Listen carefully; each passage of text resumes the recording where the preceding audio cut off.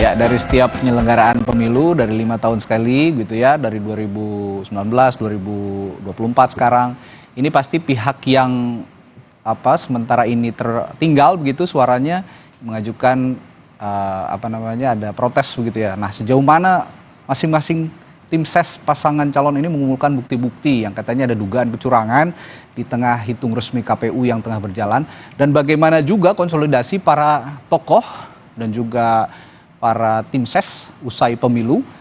Kita ulas bersama juru bicara Timnas Anies Mohaimin, Billy David, Wakil Ketua TKN Prabowo Gibran Habibur Rahman, juru bicara TPN Ganjar Mahfud Ciko Hakim, dan Guru Besar Komunikasi Politik Universitas Nasional Profesor Lely Aryani. Selamat pagi Bapak-Bapak dan Ibu. Assalamualaikum. Selamat pagi. Selamat pagi Mas Radit. Selamat pagi semua.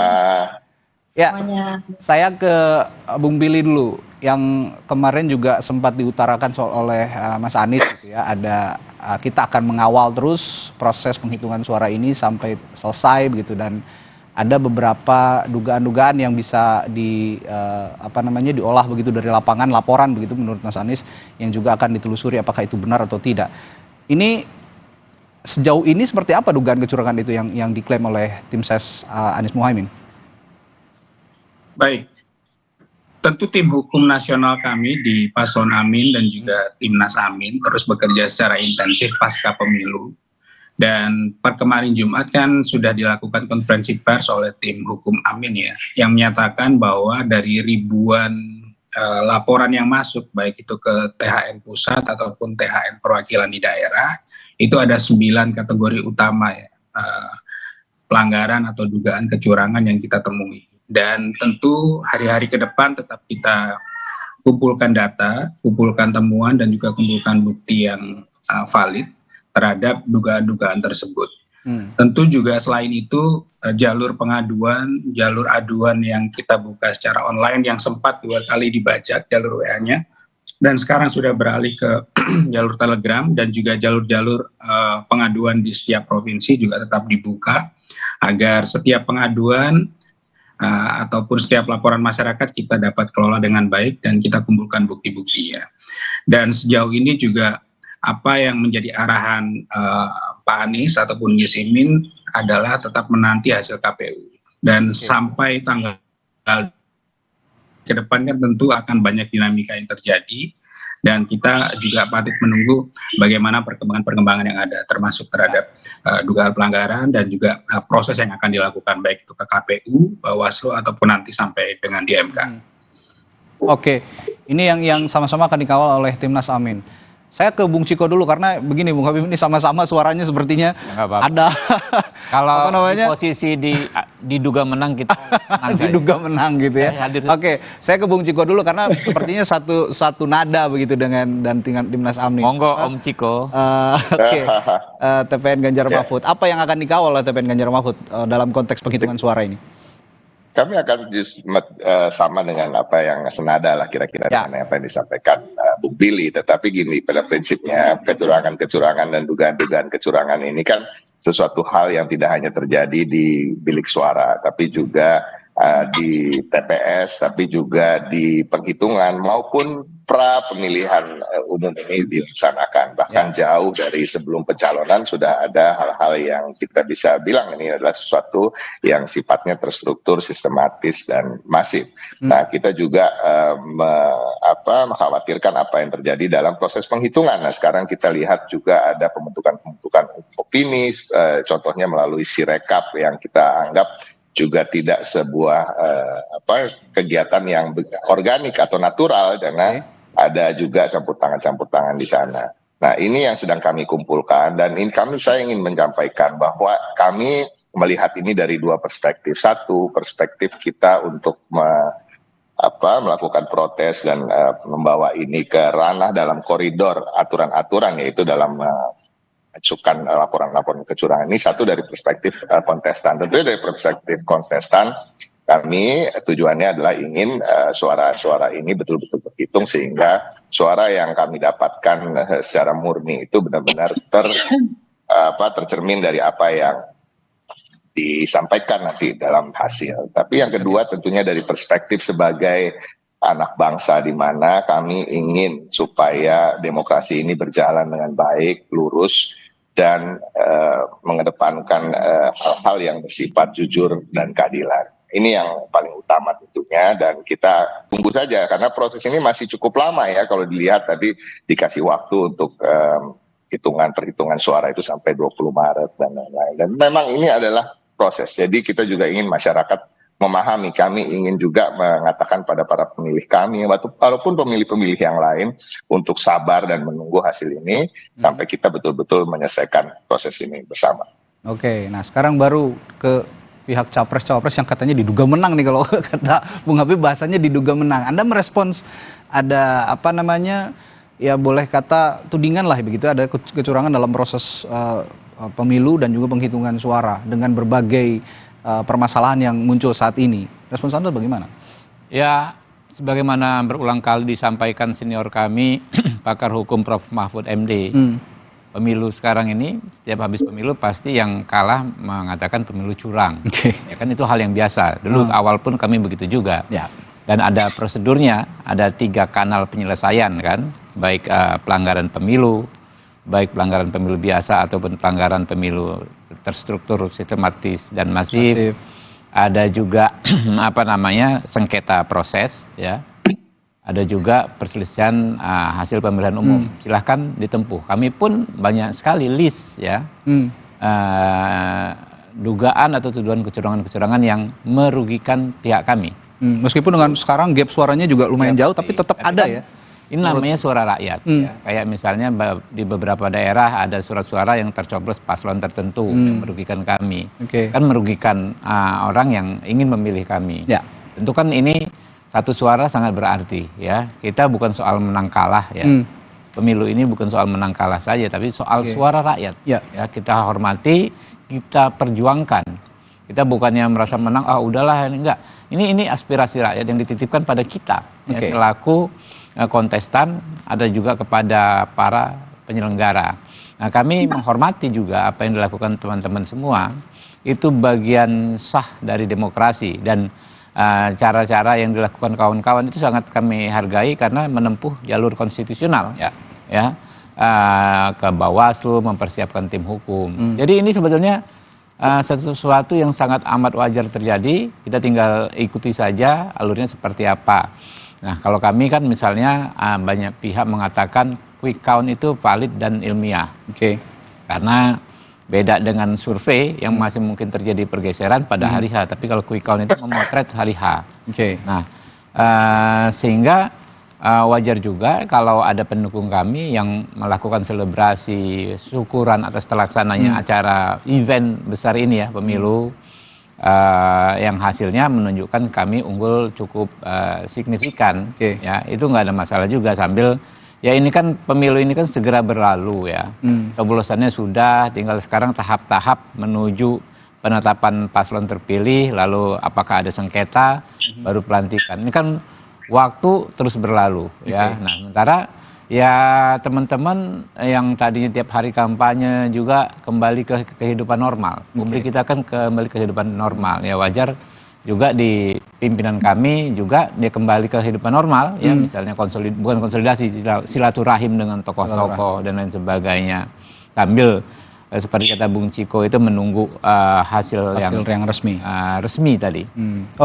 Nah, ini kalau dari 3 tim ses sepertinya meskipun cawapresnya Bung Habib Bung Habib unggul lumayan signifikan sementara ini begitu, ya, dari hasil hitung resmi di KPU, meskipun suara yang masuk belum 100%, tapi kata Bung Habib tadi meskipun kita unggul sementara ini begitu, tapi tetap saja ada deteksi-deteksi bentuk kecurangan ataupun bentuk yang tidak diinginkan dalam proses pemilu, proses demokrasi. Nah, bahasa-bahasa komunikasi seperti ini, Pak Prof. Lely, Anda yang sebagai yang mengamati dari luar begitu, dari 3 tim ses saat ini berbicara soal legitimasi pesta demokrasi yang diragukan sepertinya oleh 3 pasang tim ses capres-cawapres, bagaimana, Prof. Lely? Ya. Pertama, saya ingin mengucapkan selamat dulu nih kepada Mas Habibur Rahman yang diduga ya bahasanya, ya. Yang diduga menang versi quick. Tapi jangan disebut diduga jadi menteri dulu, Bu. Oke. Nanti malah offside. Nggak apa-apa. Oke. Iya, pertama itu. Yang kedua untuk Mas Ciko dan Mas Billy bersabar karena hitungan belum selesai gitu. Kita bersyukur juga ya ada quick count karena dengan quick count itu kita bisa mencari tahu dan menjadi tahu mana yang diduga menang, yang diduga kalah. Sehingga dengan dugaan-dugaan itu kita bisa mengantisipasi. Itu yang kedua.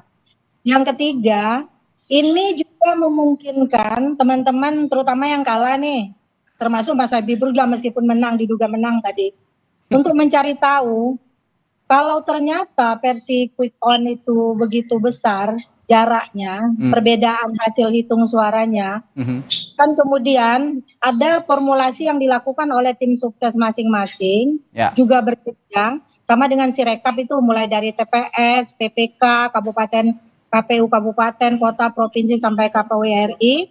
Ternyata kan kalau versi quick count itu tidak pernah mempertimbangkan dugaan-dugaan kecurangan yang sekarang ini lagi rame di media sosial. Karena di quick count kan dicomot aja semua pas keluar. Tapi memang itu katanya berdasarkan real count. Tapi kenyataannya ketika hitungan itu berlangsung, muncul semua spekulasi yang ada di media sosial, terutama tentang ada Ketua Bawaslu juga mengatakan ada ribuan TPS yang melakukan pencoblosan ganda dan seterusnya dan sebagainya. Ada 2.700 lebih TPS katanya yang diduga ada perhitungan suaranya yang tidak boleh dilihat dan lain-lain dan sebagainya.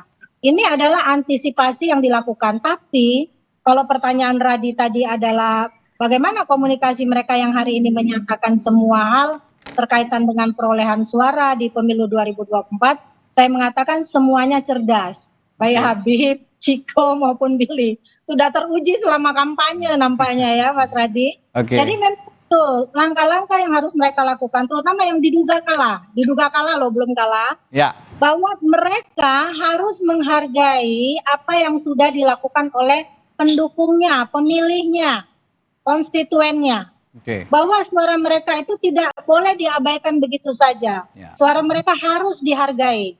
Karena itu mereka harus mencari tahu dan mereka harus mengkomunikasikan lewat simbol-simbol, gerakan, lambang, pesan-pesan yang mereka pertukarkan kepada pemilihnya.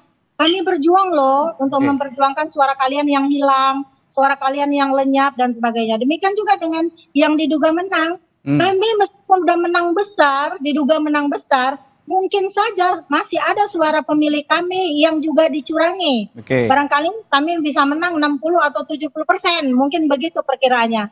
Jadi hari ini saya merasakan perjuangan yang sama dari ketiga-tiganya, dan mudah-mudahan ini terus berlanjut sampai berakhir perhitungan suara di KPU sekalipun, karena harus berlanjut ke MK kalau nantinya jadi. Tapi yang lebih bagus memang ditempuh jalur Bawaslu dulu ya. Karena nanti kalau di MK juga akan ditanyakan sudah belum ini dilakukan pengaduan ke Bawaslu.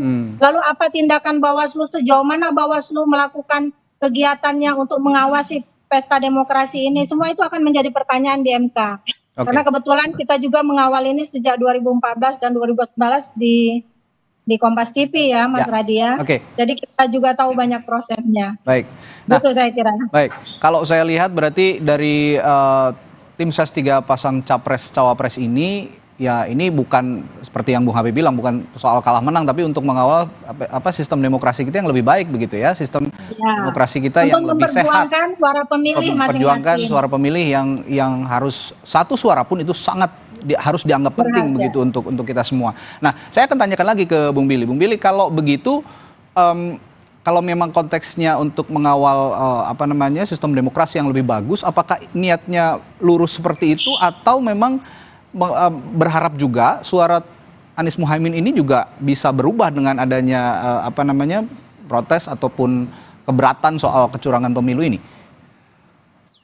Baik, kan selain dengan segala dugaan pelanggaran tentang angka, kita kan juga tetap konsisten dari awal. Kami tetap konsisten menyuarakan bahwa kita punya yang namanya pertarungan moral. Dari awal itu kita tegakkan. Dan kita sama-sama melihat bahwa tadi Bung Ciko sempat sampaikan di awal bahwa pra pemilu itu juga banyak sekali hal-hal yang kita sayangkan terjadi dan itu jauh dari prinsip ketatanegaraan yang baik. Dan juga kita melihat bahwa segala hal yang bercurangan dengan angka tentu ada hitungan kalkulasinya. Tapi segala hal yang tidak berkaitan dengan angka itu tentu kita perlu lihat dari perspektif yang berbeda. Baik secara hukum, secara sisi kepantasan, dan dari sisi bagaimana masyarakat atau publik melihat itu. Dan itu tentu kita perlu pertahankan, kita tetap konsisten mengawal itu.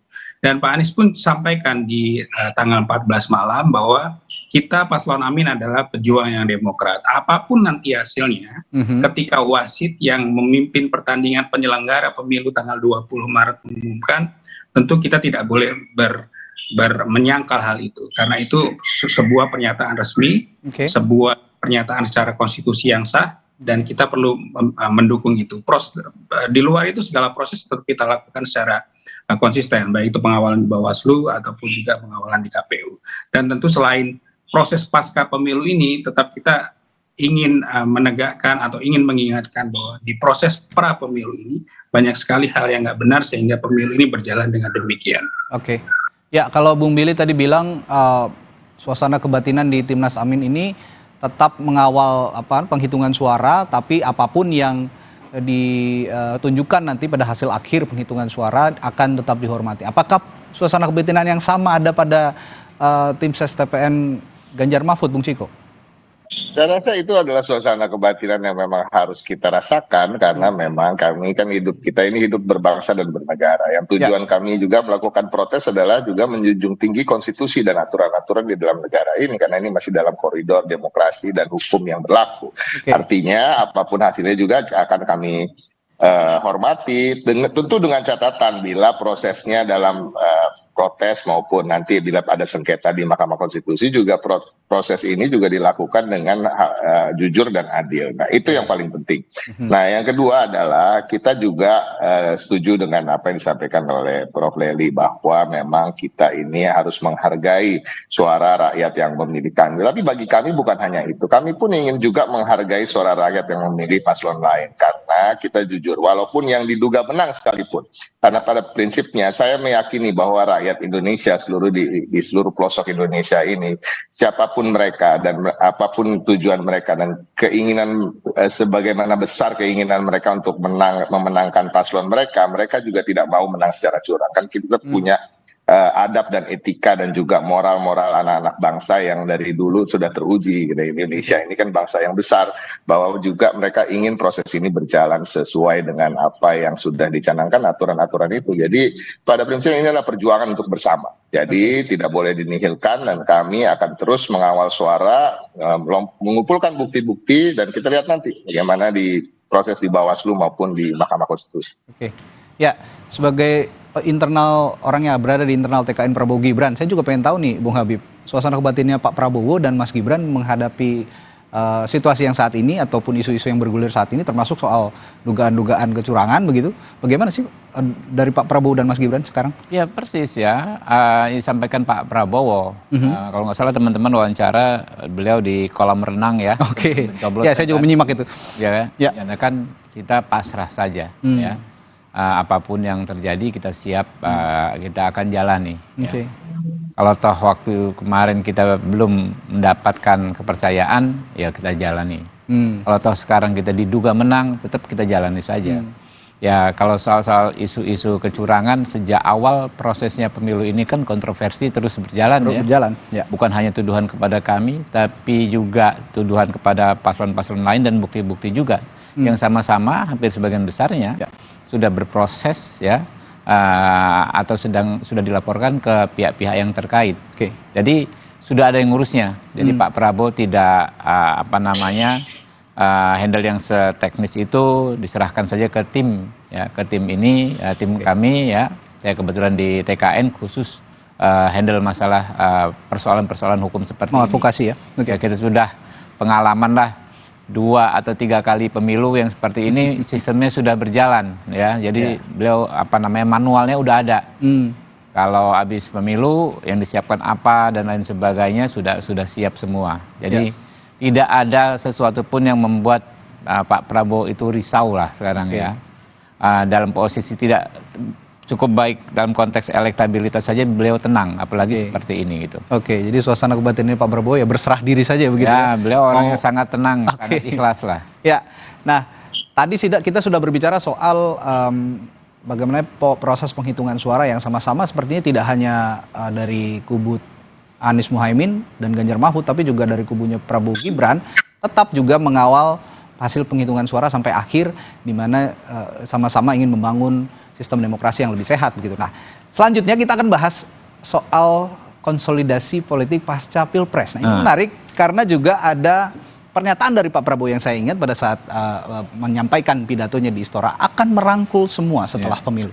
Akan merangkul semua elemen termasuk juga mungkin dari kompetitor ya, dari pasangan 01 dan 03. Nah, apakah yang konkret akan dilakukan oleh Pak Prabowo nanti mungkin untuk merangkul semuanya dalam rangka rekonsiliasi politik? Kita akan bahas sesaat lagi di Sapa Indonesia Pagi setelah dia.